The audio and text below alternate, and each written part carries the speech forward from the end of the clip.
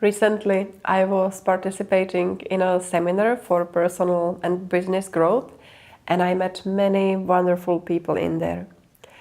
As soon as they found out that I'm an expert in intimacy and relationships, some of them came to me to share their story and to ask about certain delicate topics of their lives.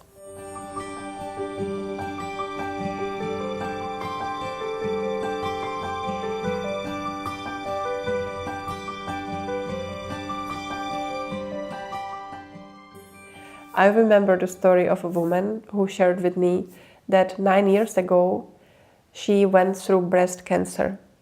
And since that time, she never ever had sex again with her husband. She told me they have a beautiful relationship, they are like friends and they resonate on many levels. They love each other, but their intimacy is gone. And I understood why this happened. She didn't. So I explained to her some of the things which happened in her body, in her system, and also what she can do about it. When we go through such a deep experience, it is sort of trauma. It's very painful. I can imagine there was a lot of fear, a lot of feelings you don't want to have in your life. And when we have feelings which are so uncomfortable and we have strong fear, we have strong frustration, sometimes we choose to not to fully feel it and express it because we think it's not appropriate, but to put it back, to put a lid on our experience. And as soon as we try to suppress what we feel, we inevitably suppress all kinds of our feelings. We suppress also our joy and aliveness, because this goes hand in hand. With this type of experience, it may be very painful emotionally to go back to intimacy, because intimacy is one of the areas where we are asked to feel fully. And when we have some emotions in our body we don't want to feel, it means we don't want to feel at all. The intimacy with the partner, his touch, his calling us to be with him, to feel, may be then very unpleasant, because what may come up is tears, frustration, and everything else which we feel, oh, there is no point expressing it. It's a long time ago and now he wants me to make love with him and it should be a pleasurable experience and my feelings are different. I don't feel any pleasure, of course.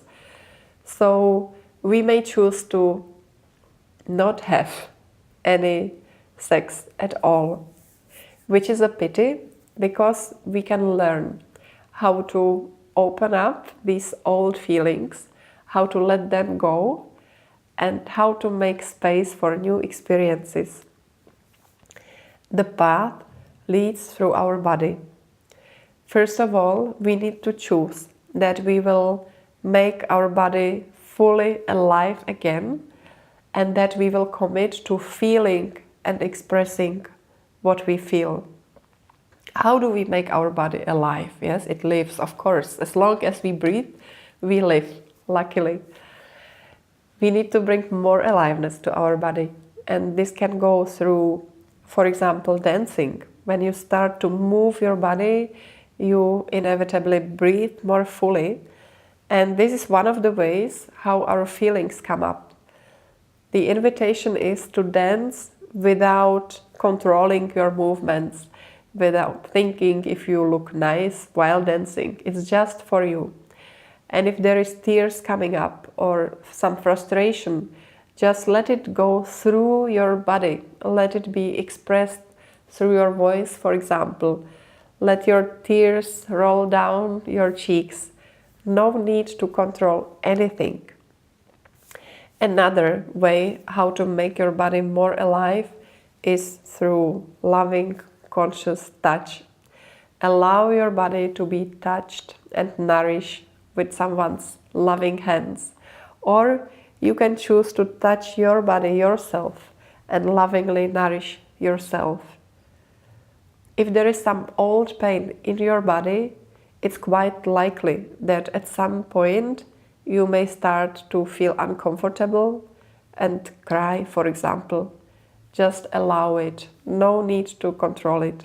It's the wisdom of your body which enters these dynamics, and it's actually very healthy, because when you go through your sadness and let it go through your body, and there is no blocking, no holding back, you can allow it to go out and leave you, leave your body, leave your system.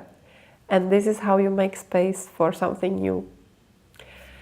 And if your pain is deep, it's actually very wise to have someone at your side, to have someone who will guide you through the process. This may be in a professional massage, or we have sessions we call vaginal mapping, where we guide women through the processes of being aware of old pain, in case it's there, and to letting it go. And you have someone who is very supportive, who holds the space for you, and who will be your guide on this path. Through vaginal mapping, you can actually let go and release even very deep pain and very old trauma in your soul and in your body.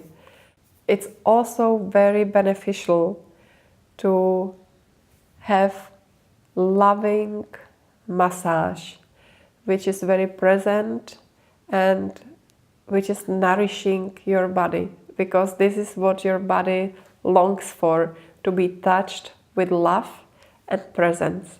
And it's very healing experience.